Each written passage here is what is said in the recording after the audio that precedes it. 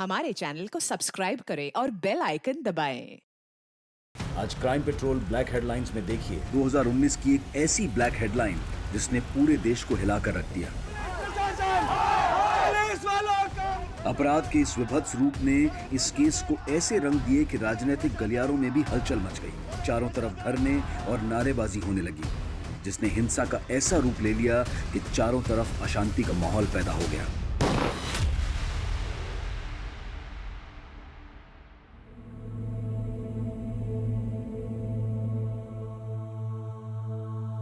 माँ, अरे ये सब हटाओ, देखो मैं तुम्हारे लिए क्या लेकर आया।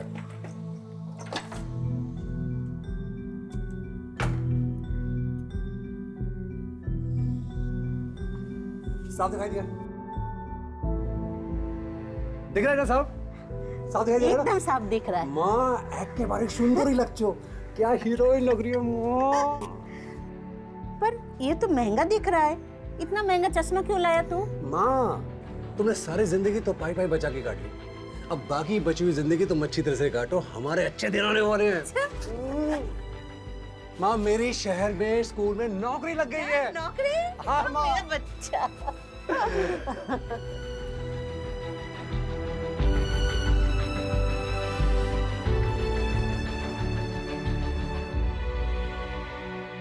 अरे माँ, मैं यहाँ खुश हूँ, तू मेरी इतनी चिंता क्यों करती है? तू इतना दूर रहता है, चिंता तो होती है ना। काश तू इस बार काली पूजा में गांव आ पाता तो। अरे माँ, भाई ना कैसे आते? भाभी इतना लंबा सफर थोड़ी ना कर सकती है इस वक्त। हाँ मेरी माँ, जानती हूँ। तपन बहू कहाँ है? और प्रतुल भी दिखाई नहीं दे रहा है। अरे माँ, प्रतुल तो पूजा करने के साथ ही बाहर चला गया है। आपको तो पता है, उसको रोकना बड़ा मुश्किल काम है।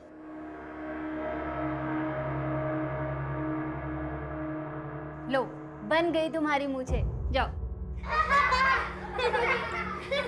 मुझे नहीं बना दानव वानव। बेटा, दानव तो लड़कों को ही बनना पड़ता है, और आप तो महादानव शुंभ हो। आपको डरना नहीं है, डराना है, गुस्से से ललकारना है। ओ कालिका, तुम में अगर शक्ति है तो मुझसे युद्ध करो, ऐसे। और आपको काली बन के प्रतुल यानी महादानव से युद्ध करके उसे मार गिराना है। नहीं नहीं मैडम, मैं नहीं मारूंगा, और इस इकरा से तो बिल्कुल नहीं।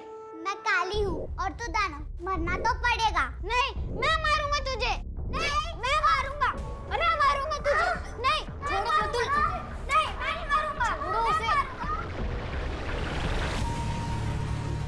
मम्मी, पहले ये दानव की मूछें निकाल दो, वरना वो आके मुझे मार देगी।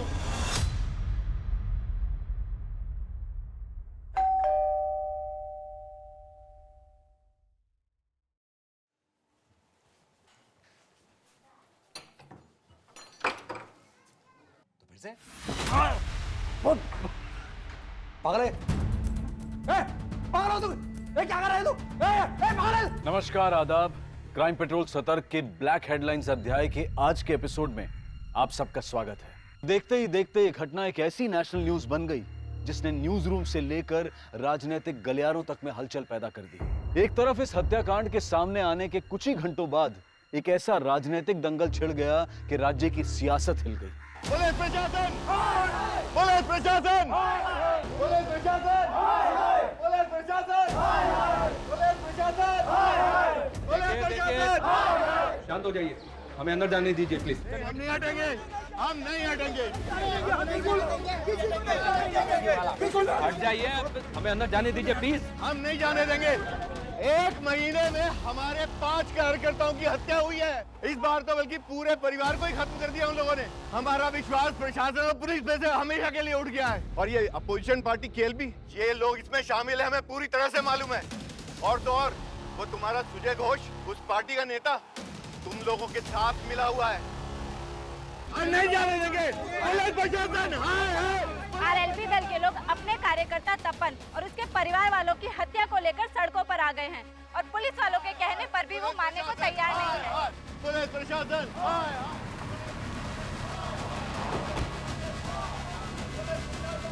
जैन सर, इनको कंट्रोल करना बहुत मुश्किल हो रहा है सर। क्राइम सीन पे भी नहीं जाने दे रहे। इनमें कोई तपन की फैमिली वाला भी है? नहीं सर, उसकी माँ और बहन गांव में रहते हैं, अभी तक पहुंचे नहीं है।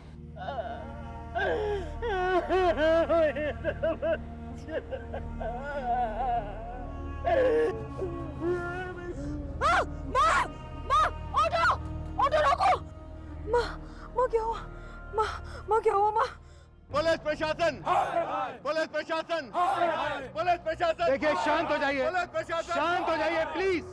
देखिए इस वक्त मैं एक पुलिस ऑफिसर के नाते नहीं बल्कि एक इंसान होने के नाते आप लोगों से बोल रहा हूँ। जिन लोगों के लिए आप इंसाफ की मांग कर रहे हैं, घंटों से उनके मृत शरीर अंदर पड़े हैं। कम से कम उनकी बॉडीज तो हमें ले जाने दीजिए। और एक बार जरा ठंडे दिमाग से सोचिए, अगर हम लोग इन्वेस्टिगेट नहीं करेंगे तो उन्हें न्याय कैसे दिलवा पाएंगे, इंसाफ कैसे दिलवा पाएंगे? गौतम हटिए। चलिए हटिए।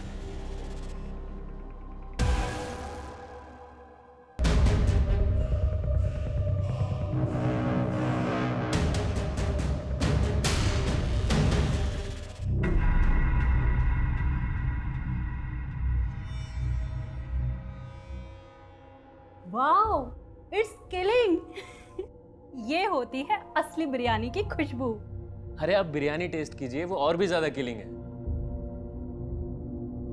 वाओ, इसका टेस्ट तो इतना अच्छा है ना, शब्द ही नहीं मिल रहे हैं मुझे तारीफ में। अरे क्या हुआ, आप ठीक है? कुछ नहीं, आपकी बिरयानी मेरे बच्चे को भी बहुत पसंद आई, किक मार रहा है अंदर।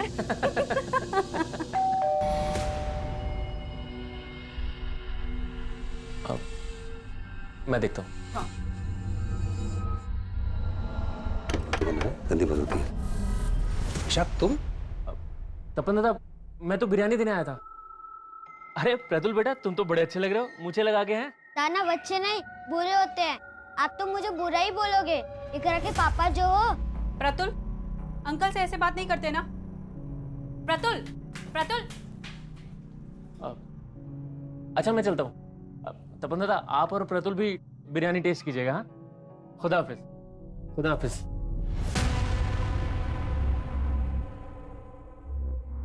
कहाँ जा रहे हो? पुलिस के सामने अपना मुंह खोला ना तो मेरा और अपनी बेटी का मरा मुंह देखोगे।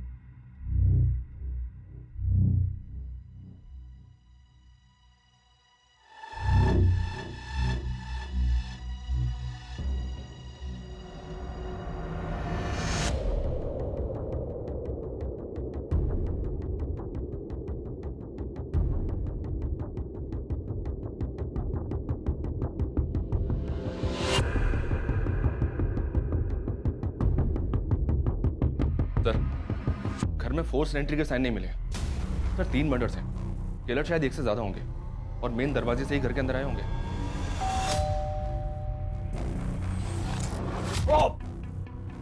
और यहाँ इनके बच्चे को देखो। लुक, बच्चे को गला दबाकर मारा गया है। जो किलर तपन की प्रेग्नेंट बीवी के घर पर इतनी बेदर्दी से वार करता है, बच्चे को सिर्फ गला दबाकर मारता है। आखिर चल क्या रहा होगा किलर के दिमाग में? ये आरएलपी पार्टी वाले तो इन मर्डर्स को राजनीतिक रंजिश ही बता रहे हैं सर। इन लाशों का हाल देखकर तो गहरी रंजिश लग रही है। ऐसा लग रहा है कि एंगल पर्सनल रहा होगा। अगर किलर्स मेन डोर से आए होंगे तो शायद उनके लिए दरवाजा खोला गया होगा।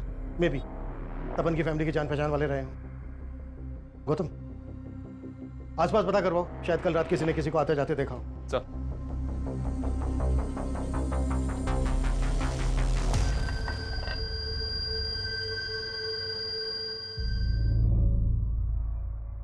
साहब मेरे दीदी जीजाजी है साहब। अंदर इन्वेस्टिगेशन लेने दीजिए। रुको, बाहर रुको। अरे साहब मेरे दीदी जीजाजी है। क्या शोर मचा रहे हो? क्या प्रॉब्लम है? हाँ साहब मेरे दीदी जीजाजी है साहब। राव, तुम तपन के साले हो? हाँ साहब, सुबह टीवी में सब देखा। आपसे महीनों से मिला नहीं हूँ। कल बस दीदी से बात हुई थी। हाँ दीदी, काली पूजा की बहुत बहुत बधाई आपको। अरे पोल्टू, तुमको भी बधाई हो। तुम खुश तो हो? अरे मैं तो डबल खुश हूँ। दूसरी बार मामा बनने वाला हूँ ना। दीदी, जीजाजी कहाँ है? अरे वो घर पे नहीं है, तू उनके नंबर पे कॉल कर ले। फिर मैंने जीजाजी को फोन किया, लेकिन उन्होंने उठाया नहीं। कल कब की बात है ये? करीब शाम को 7 बजे होंगे। तपन की माँ और बहन कहाँ है?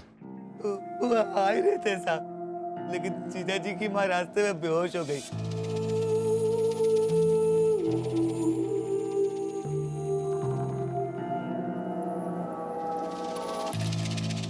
कल रात आपने किसी को तपन के घर पे आते जाते हुए देखा था? हमने नहीं देखा साहब। सर इनका कोई भी पड़ोसी खुल के सामने नहीं आ रहा। समझ में नहीं आ रहा कि कोई कुछ जानता भी है या नहीं। ये इस पॉलिटिकल हंगामे का असर है। शायद सब डरे हुए हैं, शायद इनके द्वारा डराए गए। खत्म। अपने ऐसी खबरें एक्टिव करो जिनकी पहुंच जड़ों तक हो। मुझे तपन और उसकी फैमिली से रिलेटेड एक इन्फॉर्मेशन चाहिए। जी सर। चाहिए। सर आपको क्या लगता है इन हत्याओं के पीछे किसका हाथ है? सर एक तरफ आरएलबी पार्टी के नेता पारस सिन्हा के इस मामले में बयानबाजी चल रही है, वहीं दूसरी तरफ पुलिस इस मामले में अपनी कोई भी प्रतिक्रिया देने से बच रही है। दो बिल्लियों की लड़ाई में ना रोटी हमेशा बंदर ही खाता है। बाबा मैं आपसे कुछ बात कर रहा हूं, अपनी जमीन तो बचा लोगे ना आप? अपनी जबान को थोड़ा लगाम लगा। क्यों चुप गई मेरी बात? या उनके मौत के बारे में सुनकर आपका गला भराया? बाबा एक बात ध्यान रखना, ये वही लोग हैं जिन्होंने आपका गला पकड़कर आपकी पतलून तक गीली कर दी थी। बाप की इज्जत नहीं करता कोई बात नहीं, कम से कम अपनी बहन के सामने तो अपनी जबान से गंदगी मत निकाल। बहुत करता है। ये तपन और संगा की कॉलेज स्ट्रीम है। जिन जिन के साथ भी इन दोनों की बात हुई थी उन सबको बुला के इंक्वायरी करो। सर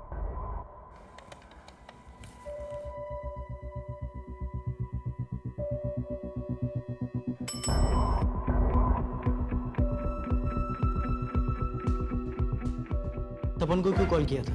सर तपन दादा को मैं जानता हूँ और उस दिन मैंने सिर्फ काली पूजा की बधाई देने के लिए उनको फ़ोन किया था। उस दिन तपन जी और मैंने एक दूसरे को काली पूजा की बधाई दिए थे। हो सकता है काली पूजा का बहाना लेकर कोई सच छुपा रहा हो। हम किसी को हल्के में नहीं ले सकते। तपन और संगा के कॉल रिकॉर्ड्स में जितने लोग भी हैं उनको इन्वेस्टिगेट करो। तुमने बताया कि कत्ल वाले दिन तपन की माँ की भी तपन से बातें हुई थी। जी सर, लेकिन तपन की माँ और बहन से हमारी बातचीत नहीं हो पाई है। हालांकि तपन की माँ को हॉस्पिटल से छुट्टी मिल गई है, पर वो लोग अभी काफ़ी सदमे में हैं सर। लेकिन हमारा उनसे बात करना भी बहुत ज़रूरी है। हो सकता है हमें उनसे कोई हिंट मिल जाए। तपन एक स्कूल में क्लर्क था, तो आरएलबी पार्टी से कैसे जुड़ा? डिटेल्स निकलवा रहा हूँ सर, अपने खबरी काम पे लगे हुए हैं।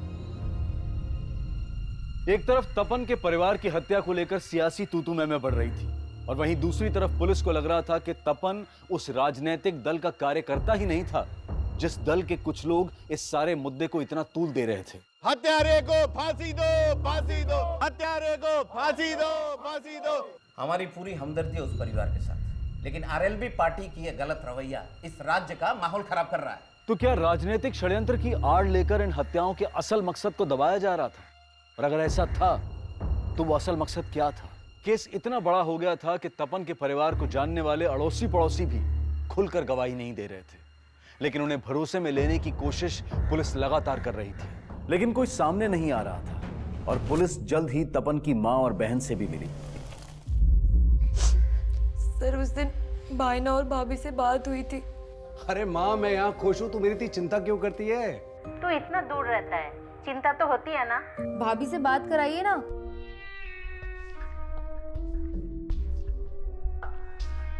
सांगा, हाँ क्या हुआ? माँ का फोन है, बात करना चाहती है। अरे माँ कैसी हो आप? और उर्मी क्या चल रहा है? अरे भाभी ये तो हमें पूछना चाहिए आपसे कि आप कैसे हो, अच्छे हो ना?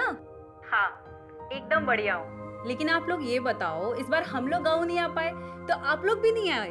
अरे अगले महीने तो आना ही है ना तेरी डिलीवरी पे, इसलिए सोचा सीधा तभी आए। मगर क्या मालूम था कि एक ही झटके में सब कुछ। देखिए लोगों का कहना है कि तपन और उसकी फैमिली की हत्या के पीछे पॉलिटिकल मकसद है, लेकिन क्या आप लोगों को भी ऐसे लगता है? सर भाईना ने हमें कभी बताया ही नहीं कि वो आरएलबी पार्टी के लिए भी काम कर रहे थे। 5 साल पहले तो वो इसलिए शहर गए थे क्योंकि वहाँ पे उनकी एक स्कूल में नौकरी लगी थी। माँ मेरी शहर में स्कूल में नौकरी लग गई है। नौकरी? हाँ माँ। मेरा बच्चा। और फिर तपन भाईना भाभी और प्रतुल के साथ शहर चले गए। अच्छा शहर में या फिर यहाँ गांव में, क्या तपन की किसी से कोई ऐसी दुश्मनी थी जो उसकी मौत की वजह बन सकती है?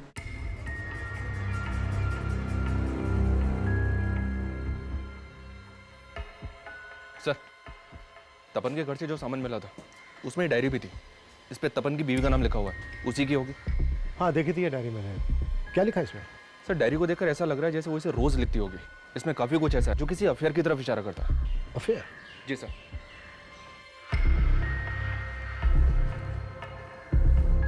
हमारे रिश्तों में वो गर्माहट नहीं रही। कभी तुम मुझे गलत समझते हो, कभी मैं तुम्हें। सागा, हाँ क्या हुआ? माँ का फोन है, बात करना चाहती है। अरे माँ, कैसी हो आप?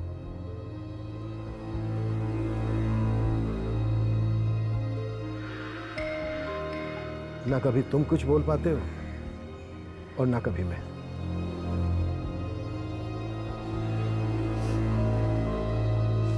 हमारा सिर्फ एक ही दुश्मन है और वो है तपन का बाप। उसने मुझे सालों पहले ही छोड़ के दूसरी शादी कर ली। मैंने बच्चों को किसी तरह बड़ा किया, इसलिए तपन बचपन से ही अपने बाप से नाराज था। जब वो पढ़ लिख गया तो उसने अपने हक के लिए उन पे केस कर दिया और इससे उनकी दूसरी बीवी का बेटा और भी तिल मिला गया। मेरे बाप का जो भी है ना वो मेरा है। तेरा बेटा तेरे पति से नहीं मुझसे पंगे ले रहा है। समझा देना उसको कि केस वापस ले ले, वरना उसका वो हाल करूंगा कि कहीं मुंह दिखाने लायक नहीं रहेगा वो। क्या लगा रखा है? इधर क्या बात कर रहा है? इधर बात करना है। तू इधर आया कैसे? तेरी हिम्मत कैसे हुई? धमकी दे रहा, धमकी दे रहा। लगा यार। तपन भैया, भैया छोड़ उसे।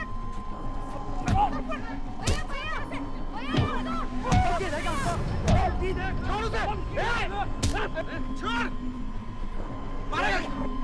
लग यहाँ से। और तुम्हारा केस ना कोर्ट में जाएगा, वो फैसला करेगा तुम्हारा। तुमने मेरी माँ को जो भी परेशानी दी है ना, सबकी कीमत चुकानी पड़ेगी। लगे जा। देख लूंगा तेरे को मैं।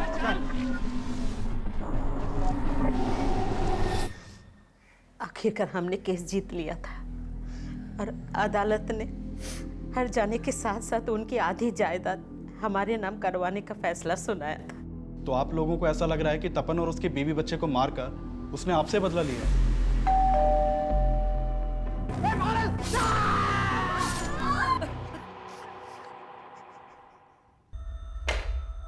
ये डायरी पढ़ने के बाद तो यही लगता है कि तपन और संगा की जिंदगी में सब कुछ ठीक नहीं होगा। और अगर इसकी वजह अफेयर है तो किसका अफेयर? क्या उसके आने से हमारे फासले बढ़ गए या फासलों की वजह से कोई हमारे दरमियान आया? तपन और संगा की जिंदगी में अगर कोई तीसरा था तो वो किससे ताल्लुक रखता था, तपन से या संगा से?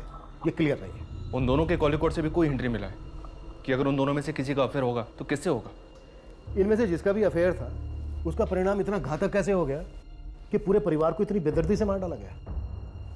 इस पोस्टमार्टम रिपोर्ट के मुताबिक तपन के शरीर पर 13 बार हुए, संगा के शरीर पर 16 बार थे और उनके बेटे को सिर्फ गला दबा के मार डाला। काफी अटपटा है ये। इस केस में जो भी एंगल सामने उभर कर आए हमें उन सब पर काम करना होगा। क्या पता कब कौन सा एंगल वजह बनकर सामने आ जाए। जी सर। हाँ मानिक बोलो। सर एक नया एंगल सामने आया है और ये तपन के पिता से जुड़ा हुआ है। तपन के पिता? 2 1 जा 2। इकरा,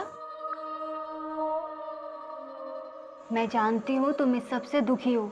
हम सब भी दुखी हैं, इसलिए ना तुमसे पढ़ाई होगी ना मैं पढ़ा पाऊंगी।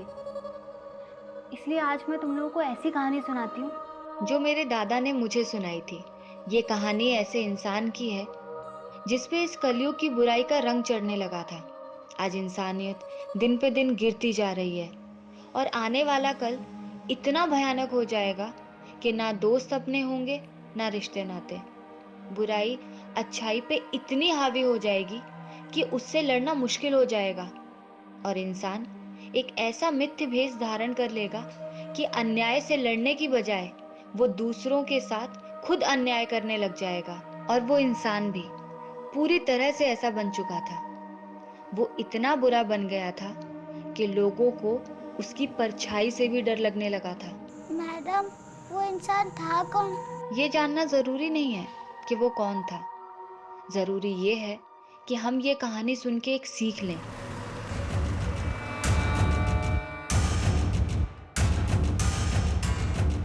अरे कहाँ गुल खिलाकर आए हो आप, जो आपके पीछे पीछे पुलिस भी आ गई यहाँ पर? अरेंदु साहब, सब तो बोल रहे हैं कि उनको केएलबी पार्टी वालों ने मार दिया। और आप हम पर शक कर रहे हैं? आरएलवी पार्टी वाले सही बोल रहे थे। आप लोग केएलवी पार्टी वालों को बचाने के लिए हमें फंसाओगे। चुप, बिल्कुल चुप। बहुत ज्यादा बोलता है ना तू। अभी अगर सच नहीं बोला ना तूने तो यही धुलाई होगी तेरी। साहब जब कुछ किया ही नहीं तो आपकी धुलाई के डर के मैं कोई झूठ को थोड़ी स्वीकारूंगा। साहब माना कि पहले भूल हो गई थी, लेकिन कोर्ट के आदेश के अनुसार मैंने अपना आधा हिस्सा दे दिया था उन्हें। पर वो तपन पूरी जमीन हड़पना चाहता था। पूरी जमीन? हाँ साहब, पूरी जमीन। जमीन बिकी नहीं थी, आधा हिस्सा उनका था। तपन ने लाखों की कीमत पर वो जमीन बटाई पर दे दी और सारा पैसा खुद हजम कर गया। 20 साल पहले छोड़ा था ना आपने हमें, और 20 साल से आप अकेले अकेले खा रहे, तो अगले 20 साल हमारे, फिर बेच के कर लेंगे हिस्सा। ऐसा मत बोल। अरे बेटी भी आनी है मुझे। तो मुझे भी अपनी बहन भी आनी है। साहब उसने पाई पाई को तरसा दिया था, पर हम कोर्ट नहीं गए, ये सोच के कि मिलजुल के रास्ता निकाल लेंगे। और जब रास्ता नहीं निकला तो खत्म कर दिया उसे? नहीं साहब, वो तो शहर में थे, और जब ये कांड हुआ तो मैं और मेरा बेटा तो गांव में थे। तो किसे भेजा था उसको मारने के लिए? साहब हमने किसी को मारने के लिए सुपारी नहीं दी साहब, पर मेरे बाप ने क्या किया मुझे नहीं मालूम। साहब मैं मानता हूँ कि लखन गर्म दिमाग का है, पर उसने क्या किया ये मुझे नहीं मालूम। ऐसे नहीं बोलेगा ये। सर अरे साहब, नहीं। अपोजिशन पार्टी केएलबी, ये लोग इसमें शामिल है, हमें पूरी तरह से मालूम है।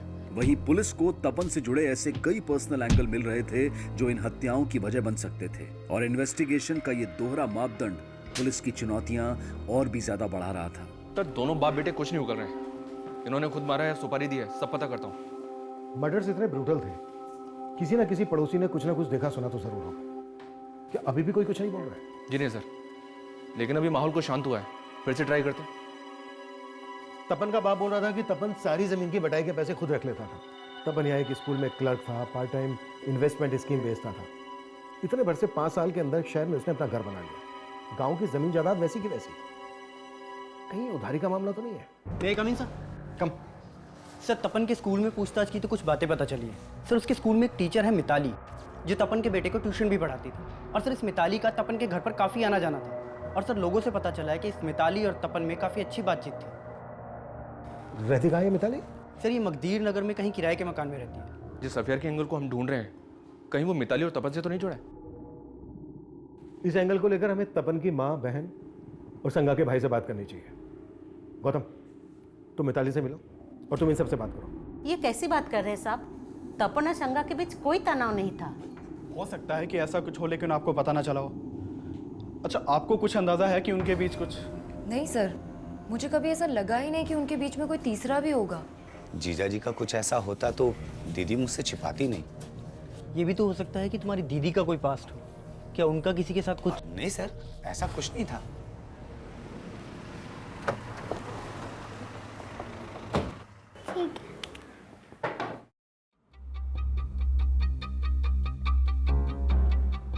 सर काली पूजा वाले दिन ही मैंने आखिरी बार तपन जी और प्रतुल को देखा था। मैं काली हूँ और तू दानव, मरना तो पड़ेगा। नहीं, मैं मारूंगा तुझे। नहीं, मैं मारूंगा। अरे ये क्या हो रहा है? उठो बेटा, उठो, आप उठो। उठो उठो उठो उठो। ये क्या कर रहे बेटा? मुझे घर जाना है।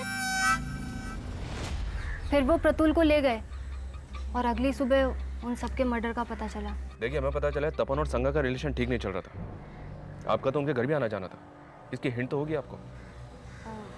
नहीं सर, मुझे तो कभी ऐसा कुछ नहीं लगा। जब भी उनके घर जाना होता था दोनों खुश ही लगते थे।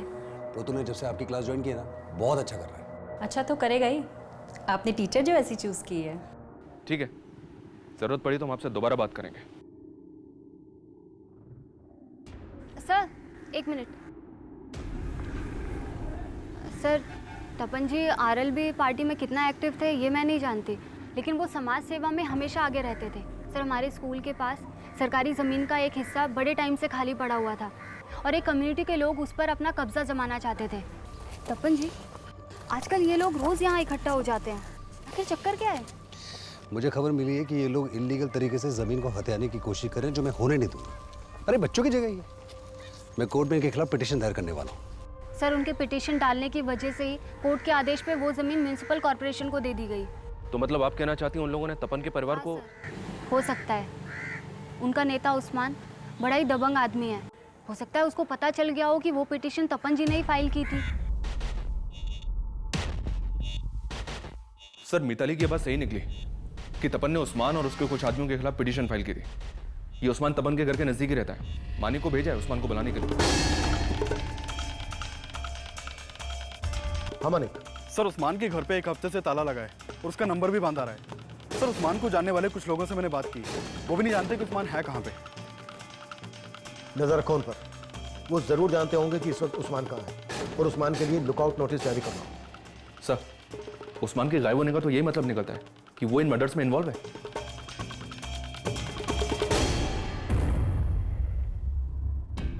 इस केस में हम अफेयर वाले एंगल को भी रूल आउट नहीं कर सकते। माना हमने मिताली ने उस्मान के बारे में बताया जरूर, लेकिन यह भी तो हो सकता है कि वो अपना राज छुपा गई हो। सांगा की ये डायरी साफ इशारा करती है कि तपन और सांगा के बीच कोई तो तीसरा था।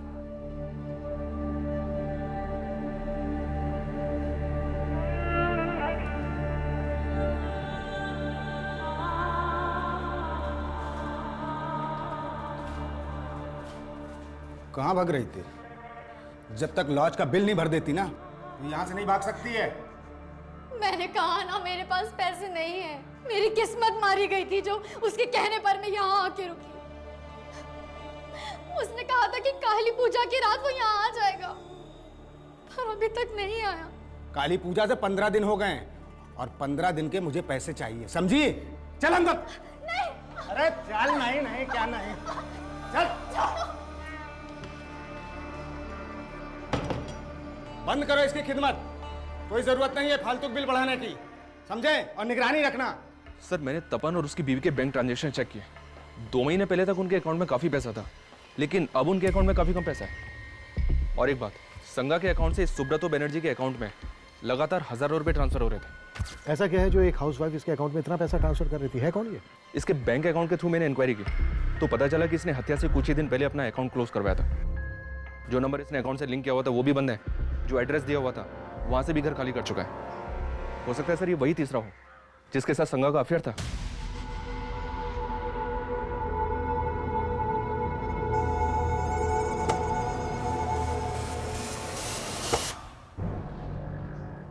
कहीं ऐसा तो नहीं है कि सुब्रतो बनर्जी संगा को किसी वजह से ब्लैकमेल कर रहा है? इस सुब्रतो बनर्जी के लिए तलाश शुरू करवा दी मैंने सर। और उस्मान, उसका कुछ पता चला? फिलहाल तो नहीं, उसकी भी तलाश जारी है। सुब्रतो और उस्मान ऐसे सस्पेक्ट बनकर सामने आए थे जो फरार थे। आखिरकार कुछ लोग बयान देने के लिए अब सामने आए थे। बोलिए सर। हम पहले से कहना चाहते थे, लेकिन तब माहौल ऐसा था कि हम डर रहे थे। क्या बोलना चाहते थे आप लोग? साहब काली पूजा वाली रात एक आदमी को उनके घर के बाहर देखा था। पहले वो मुझे देखकर रुक गया था, पर मैं अपनी सब्जी की थैली बाइक पर भूल गया था। बाद में मैं आया तो देखा कि वो तपन के घर की बेल बजा रहा था। कौन था वो आदमी? उसको पहले कभी देखा था यहाँ? साहब उस वक्त रात में तो बहुत अंधेरा था, कुछ दिखाई तो नहीं दिया, लेकिन हाँ साहब उसने व्हाइट कुर्ता पहना हुआ था। हाँ सर, मैंने भी देर रात में एक आदमी को तपन के घर से निकलते हुए देखा था, लेकिन उसने व्हाइट कुर्ता नहीं पहना हुआ था। क्या इनमें से कोई था? इतना ध्यान नहीं है साहब, काफी अंधेरा था। ये तपन परिवार के बारे में और क्या जानते हैं आप लोग? उनका किसी के साथ कोई झगड़ा? सर झगड़ा तो किसी के साथ भी नहीं था, लेकिन हाँ साहब हमसे तो इशाक भाई जानते थे उनके बारे में। इशाक कौन? वो सामने वाला घर है साहब उनका, इशाक भाई। काफी आना जाना था उनके घर में, काफी क्लोज थे उनके परिवार से। मैं आपके पैर पड़ती हूँ, मुझे जाने नहीं दे सकते तो कम से कम मुझे मेरा फोन तो दे दीजिए। क्या करेगी फोन लेके? अरे जो तुझे यहाँ छोड़ गया उसका तो फोन बंद आ रहा है। मैं किसी और को फोन करके इंतजाम कर दूंगी। अभी तक इतने दिनों से बोल रही थी कि उसके अलावा तेरा कोई नहीं है, अब किससे करेगी फोन? चुपचाप यहीं बैठ।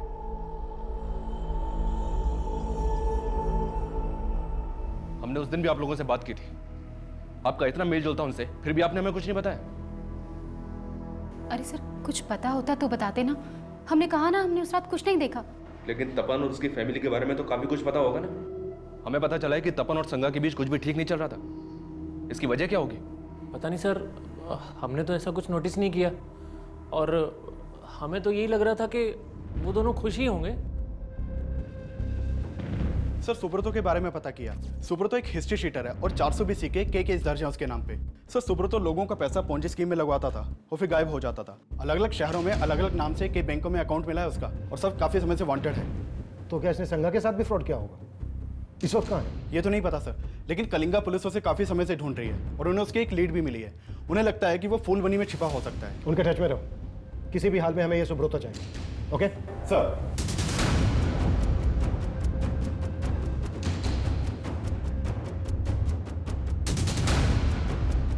सर अगर अफेयर का एंगल है तो शायद ईशा के तबस्सुम में से भी किसी का तपन या संगा से अफेयर हो सकता है। जिन 2 आदमियों को पड़ोसी ने देखा था उनकी आइडेंटिटी पता करने पर ज्यादा जोर दो। उन लोगों ने उसे ठीक से नहीं देखा था सर, फिर भी ट्राई कर रहा हूँ स्केच बनवाने के लिए। तपन के घर के बाहर देखे गए अनजान आदमी का स्केच बनवाने की पुलिस ने कोशिश तो की, लेकिन जो स्केच बनकर सामने आया उसको पहचान देना नामुमकिन नजर आ रहा था। सर उस्मान के बारे में पता चला है। ये उस्मान इशाक की बीवी तबस्सुम का दूर का रिश्तेदार भी है।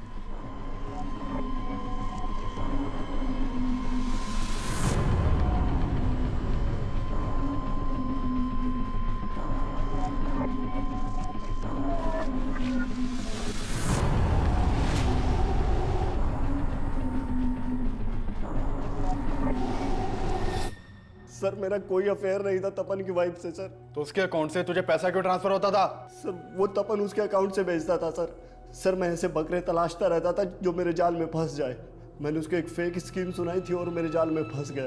देखो दादा, ये ऐसा इन्वेस्टमेंट प्लान है कि राउंड अप में इंटरेस्ट मिलता है इस पे। 2 साल का स्कीम है, आपके पास जब जब पैसे हो तब तब इन्वेस्ट करते रहना। 18% ब्याज के साथ सारा पैसा वापस मिलेगा। अच्छा जी दादा, और मैं चाहता हूं कि आप इसमें इन्वेस्ट जरूर करो। लेकिन सर वो मेरे लालच के बाद मेरे जाल में फंस गया और मैं जितना पैसा वसूल सकता था मैंने वसूल। लेकिन सर आप मेरा विश्वास कीजिए सर, मैंने किसी को नहीं मारा सर। मैं सच बोल रहा हूं सर, मैंने किसी को नहीं मारा। तपन, उसकी बीवी संगा, उनका बेटा प्रतुल, सबसे जुड़े ऐसे कई रहस्य थे जो इस केस को लगातार उलझा रहे थे। तपन के पिता अरेंदु, उनका बेटा लखन, उस्मान, सुब्रोतो, इशाक और तबस्सुम, ये सभी सस्पेक्ट थे। लेकिन इनके अलावा भी कई नाम और चेहरे थे जिनसे पुलिस का अभी तक परिचय नहीं हुआ था। और इन सब के बीच पुलिस को एक बड़ी कामयाबी मिली, उन्हें मर्डर वेपन मिला। सर ये थैली में ये खून से सना हुआ कुर्ता मिला है। सर इस कुर्ते में सब जगह खून लगा हुआ है। और सर एक कोयता मिला है, इसमें भी काफी खून लगा हुआ है। सर ये सारा सामान यहाँ डंप किया गया था। आइए सर। सर इस सब सामान को इस थैली के अंदर डाल के इस पत्थर के पीछे यहाँ डंप किया गया था। सर आदमी सुबह यहाँ से जा रहा था, इसने ये थैली देखी और हमें इन्फॉर्म किया। सर ये जगह तपन के घर से ज्यादा दूर नहीं है। एक विटनेस ने बताया था कि हत्या वाली रात को एक आदमी व्हाइट कुर्ते में तपन के घर के बाहर देखा गया था। ये कोयता मर्डर वेपन हो सकता है सर। उस रात एक आदमी व्हाइट कुर्ता पहनकर तपन के घर के अंदर गया, तो फिर से और जब घर से बाहर निकला उसने नीले रंग की कमीज पहनी हुई थी। हो सकता है ये कोई 2 नहीं बल्कि एक ही आदमी हो जो अपने साथ कपड़े लेकर गया और मर्डर करने के बाद उसने कपड़े चेंज कर लिए और फिर व्हाइट कुर्ता और कोयता लाकर इस पत्थर के पास डंप कर दिया। आसपास पता करवाओ, शायद काली पूजा की रात को उस किलर को किसी ने यहाँ पर ये सब डंप करते हुए देखा हो। Okay sir.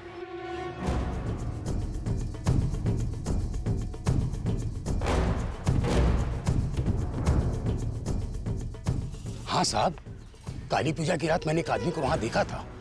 रात देर हो गई थी, मेले से वापस आ रहा था, उसी समय मेरी नजर उस पर पड़ी। साहब वो ऐसे घूर के मेरी तरफ बढ़ा कि मैं तो घबरा ही गया था। क्या उस आदमी ने नीले रंग की शर्ट पहनी थी? हाँ शायद। उस आदमी की तस्वीर बनवाने में क्या आप हमारी हेल्प कर सकते हैं? सुजोय जी, आरएलबी पार्टी के 5वें कार्यकर्ता की हत्या, वो भी उनके पूरे परिवार समेत। हमारी पूरी हमदर्दी है उस परिवार के साथ, लेकिन आरएलबी पार्टी की ये गलत रवैया इस राज्य का माहौल खराब कर रहा है। लेकिन उनके इल्जाम आपकी पार्टी पर नहीं, सीधे आप पर हैं। उनका आरोप एकदम मिथ्या है। हम लोगों ने ऐसा कोई गलत काम किया ही नहीं। वो लोग ऐसे तपन और उसकी फैमिली के मर्डर्स को लेकर तो ऐसी राजनीति हो रही है जैसे तपन आरएलबी पार्टी में कोई बहुत बड़ा नेता था। और सोशल मीडिया की वजह से तो इतनी अफवाह फैल गई है कि पूरा का पूरा शहर जल उठा है। सर ये तपन स्कूल में क्लर्क होने के साथ साथ लोगों को इंश्योरेंस और इन्वेस्टमेंट स्कीम्स भी बेचा करता था। इसने आरएलबी पार्टी के कई लोगों को ऐसी स्कीम्स बेची थी, इसलिए पार्टी दफ्तर में इसका आना जाना था। लेकिन मैं जब पार्टी नेता पारस सिन्हा से मिला तो उसने बोला तपन ने हमारी पार्टी ज्वाइन की थी। तपन ही क्या, मैं और हमारे सारे कार्यकर्ता बहुत से काम करते हैं। इसका मतलब ये नहीं कि हम पार्टी में नहीं हैं। लेकिन जिस तरह का ये माहौल पैदा किया जा रहा है उससे तो ऐसा ही लग रहा है कि कहीं इन मर्डर्स का मकसद पॉलिटिकल माइलेज हासिल करना तो नहीं है? माइलेज तो मिल रहा है सर, आरएलबी पार्टी और उसके नेता पारस सिन्हा को। तो क्या इन मर्डर्स में शायद, या फिर ये मर्डर्स किसी और मकसद के लिए हुए हों और ये इसे अपने फायदे के लिए इस्तेमाल कर रहे हैं। जो भी है, हम सुजय और उसकी पार्टी के लोगों को क्लीन चिट तो नहीं दे सकते।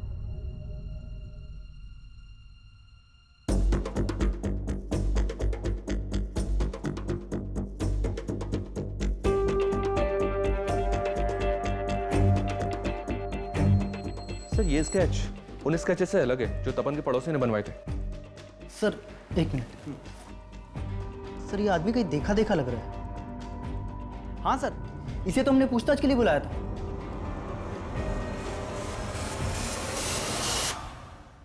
इसका नंबर तपन के कॉल रिकॉर्ड्स में था। रिकॉर्ड्स लेके आओ। सर ये देखिए सर, इसका नाम बादल है, इसका फोन नंबर और एड्रेस दोनों है हमारे पास। आप जिस नंबर को डायल कर रहे हैं वो इस समय स्विच्ड ऑफ है। फोन बंद है सर। इस बादल का एड्रेस चेक करो, देखो सही है क्या। इसके एक एक डिटेल चेक और उस्मान का पता भी जल्द से जल्द लगाओ। सर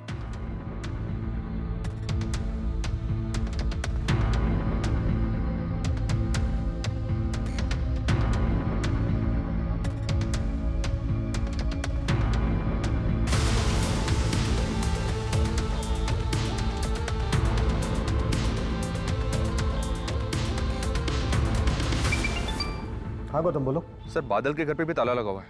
और एक बात, आसपास इंक्वायरी की तो पता चला कि बादल पास के गांव की एक लड़की को भी भगा ले गया था। लड़की भगा ले गया था? पता करो इस लड़की का इसके इससे कोई कनेक्शन है क्या?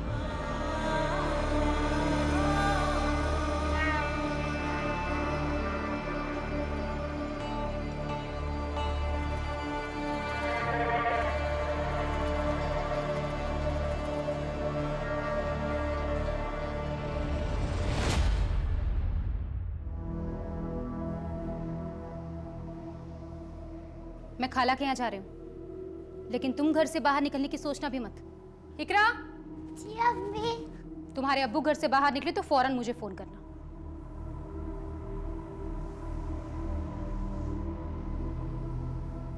सर वो उस्मान खुद आया पुलिस स्टेशन। सर मैं भागा नहीं था, मैं तो अपनी बेगम के साथ यूपी गया हुआ था और जैसे मुझे पता चला कि आप लोग मुझे ढूंढ रहे हैं मैं वापस चला आया। भागा नहीं था तो फोन बंद क्यों था तेरा? सर वो तपन की वजह से वो जमीन नहीं हथिया पाया तो मरवा दिया उसको। तपन जी, आजकल ये लोग रोज यहाँ इकट्ठा हो जाते हैं, आखिर चक्कर क्या है?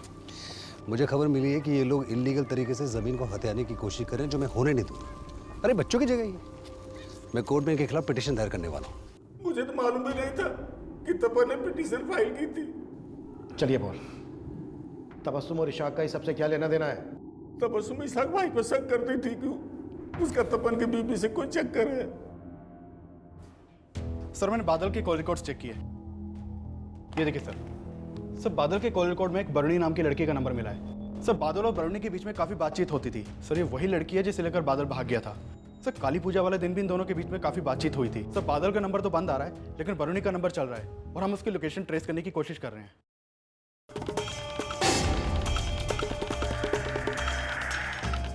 देखिए मुझे अभी से ले जाने दीजिए, मेरे पास अभी पैसे नहीं है। मैं आपको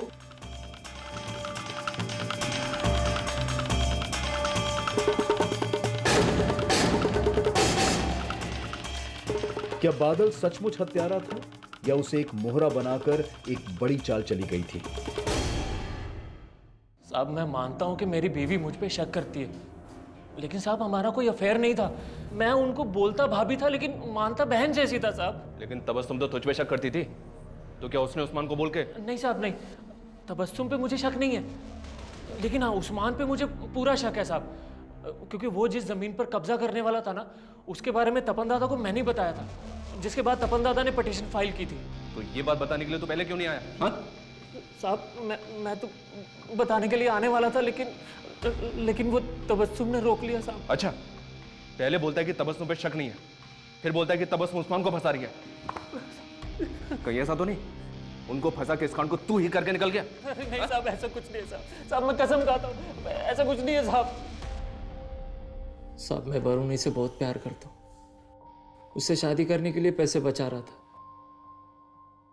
और कुछ पैसों से 2 इन्वेस्टमेंट प्लान लिए थे तपन से, जिसके लिए हर साल 24,000 देने पड़ते थे। पहले साल तो उन्होंने पैसे लेकर रसीद दे दी थी, लेकिन इस साल जब मैंने दूसरे 24,000 की किस्त दी तो उन्होंने रसीद नहीं दी, बोला बाद में दूंगा। तपन दादा आपने रसीद नहीं दिया था मेरा। अरे तुम मुझे क्या रास्ते में रसीद के लिए रोक रहे हो बार बार? तुम्हारे पैसे लेके मैं भाग रहा हूँ क्या? जब भी रसीद मांगता हमेशा टालते। कुछ दिनों के बाद मैं फिर से उनके घर पे गया।